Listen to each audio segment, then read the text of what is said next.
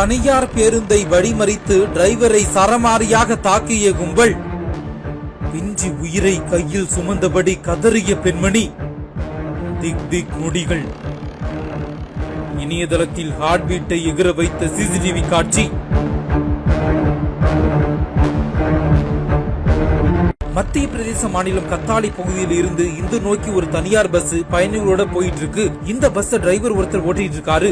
அந்த டிரைவருக்கு சில நொடிகள்ல நடக்க இருக்கிறது தெரியாது. போய்கிட்டு இருந்த பஸ் சிலர் திடீர்னு வழிமறிக்கிறாங்க. வழிமறிச்சதும் பஸ்ல சடசடன்னு ஏறுறாங்க.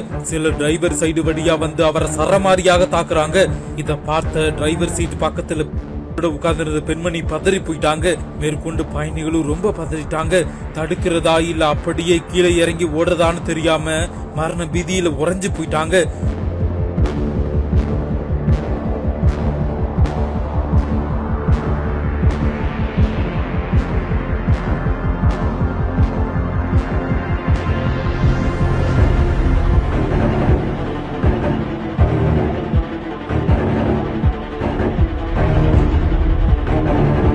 இந்த கொடூரமான சிசிடிவி காட்சி தான் இணையதளத்துல பயங்கர வைரலா ஷேர் ஆகி வந்துட்டு இருக்கு. கடந்த 13ஆம் தேதி நடந்த இந்த சம்பவம் குறித்து வேற எந்த தகவலும் வெளிவரல.